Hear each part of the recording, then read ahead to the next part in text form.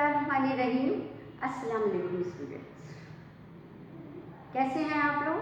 इंशाअल्लाह खैरियत से ही होंगे और पूरी तवज्जो के साथ आप मेरा ये लेक्चर देख रहे होंगे। आज lecture number 3 languages of Pakistan का। आज हम इसमें जो ज़बान डिस्कस करेंगे वो है पंजाबी ज़बान। तमाम ज़बानें अपनी जगह एक अहमियत की हामिल हैं।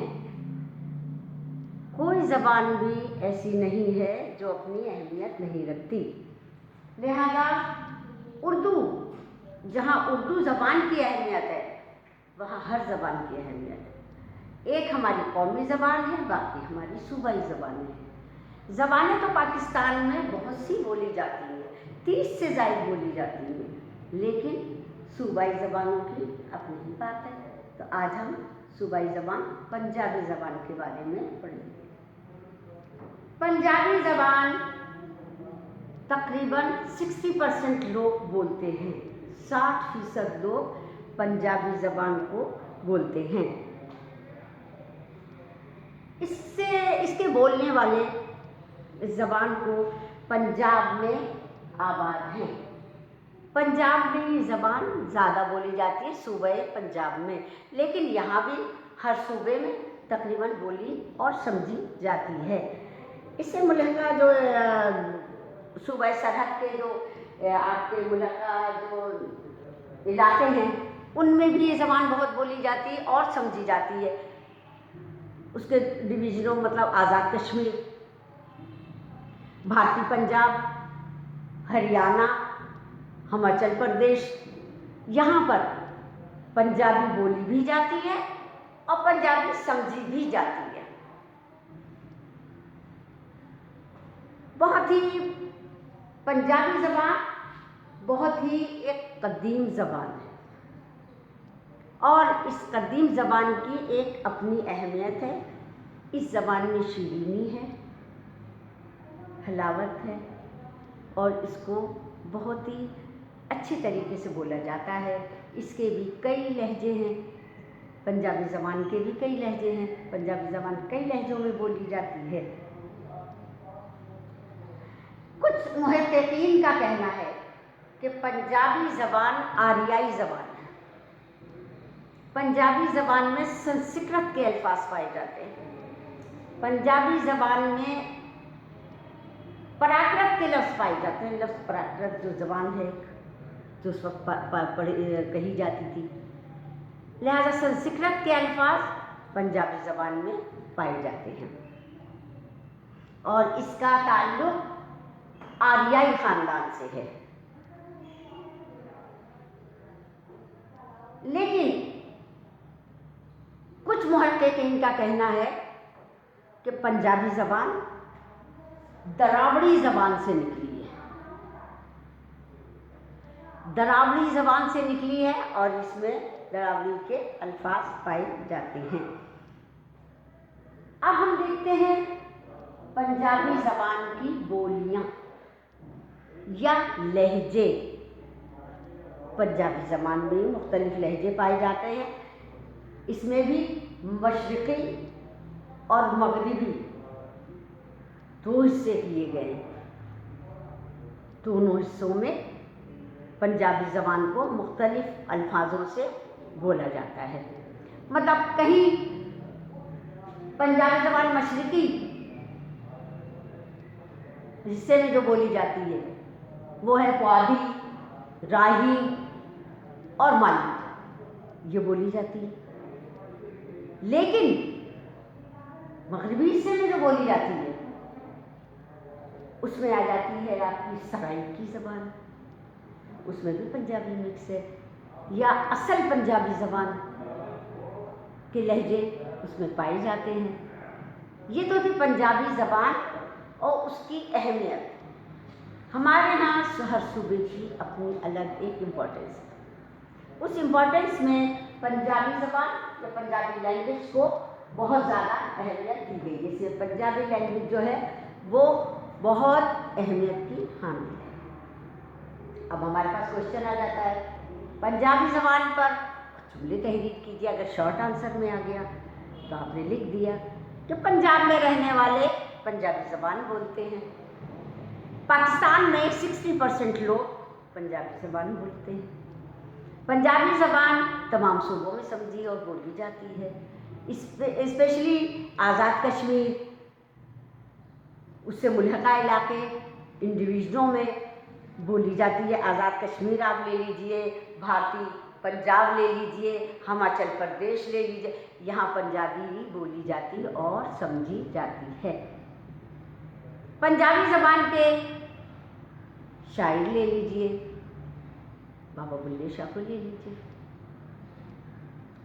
آپ پنجابی زبان کی شاعری لیجیے. آپ پنجابی زبان میں قصے کہانی، جو ایک قصہ بہت مشہور ہے جسے ہیر رانجھا کا نام دیا گیا ہے، وارث شاہ نے ہیر رانجھا لکھی ہے، لہذا پنجابی زبان میں یہ اپنی بہت بڑی اہمیت رکھتی ہے.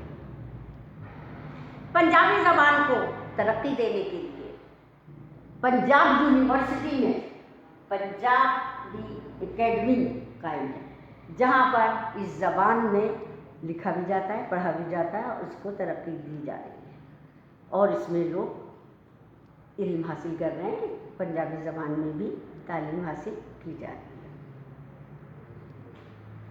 پنجابی زبان یا کوئی بھی زبان ہو، کسی بھی صوبے کی زبان ہو، اس زبان کو اپنی جگہ بہت امپورٹنس ہے. پنجابی زبان میں ماہے، ماہیہ، ٹپے، گیت لکھے جا رہے ہیں اور بہت قدیم زمانے سے لکھے جا رہے ہیں، جو شادی بیاہ کے موقع پر ان کو استعمال کیا جاتا ہے، گایا جاتا ہے.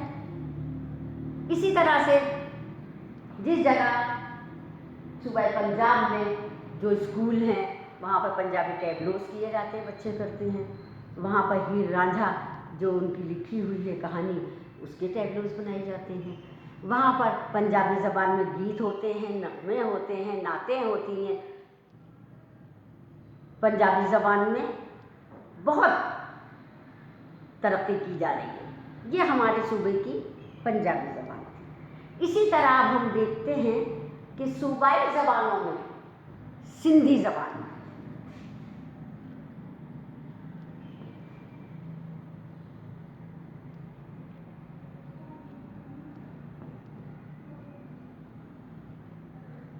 سندھی زبان صوبہ سندھ میں بولنے والے، صوبہ سندھ میں بولنے والے سندھی زبان رکھتے ہیں.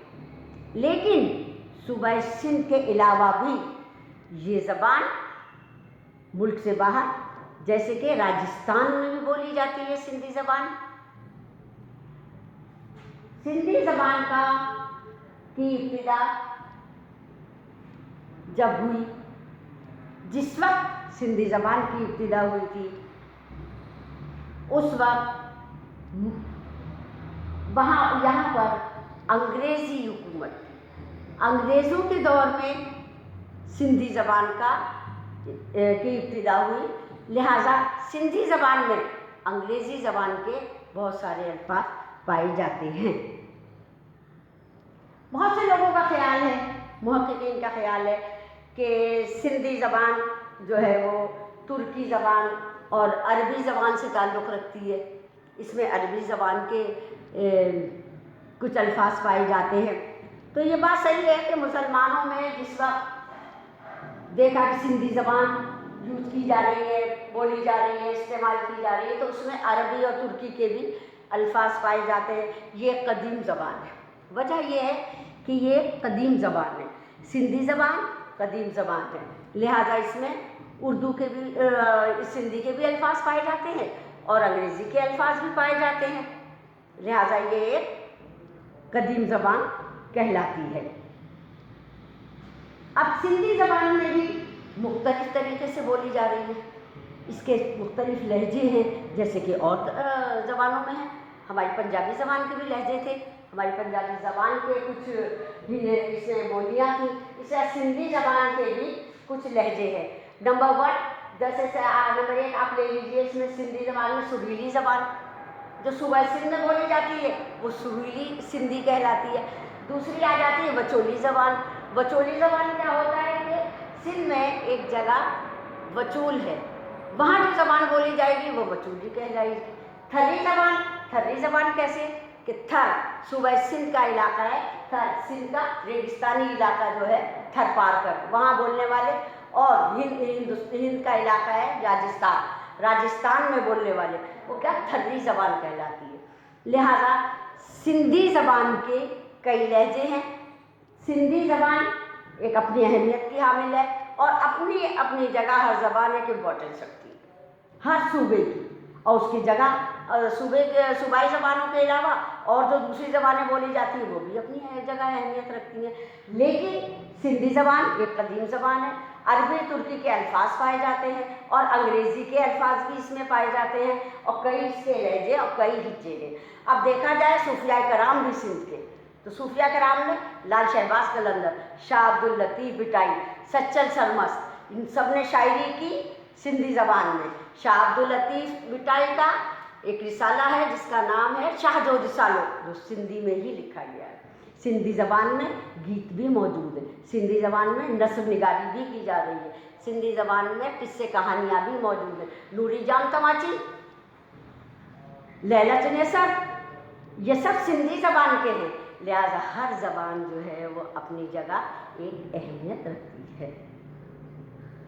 अब आपको मैं एक होमवर्क देना चाह रही हूँ स्टूडेंट्स, आप लिखिए, नोट कीजिए कि उर्दू ज़बान हमारी तशख़्ख़ुस की अलामत है, उर्दू ज़बान हमारी पहचान है।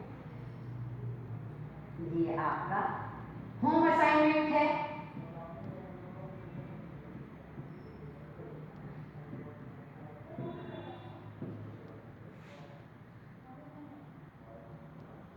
हमारी आइडेंटिटी है उर्दू ज़बान, तशख़्ख़ुस की अलामत है। ये आपका होम असाइनमेंट। शॉर्ट आंसर में भी मैं आपको दूंगी इंशाल्लाह। आपको ये चैप्टर बहुत अच्छी तरह से आपको समझा दूंगी और उम्मीद करती हूँ कि आपको समझ में भी आ गया होगा इंशाल्लाह ताला। दूसरे लेसन के साथ अब हम चैप्टर के साथ फिर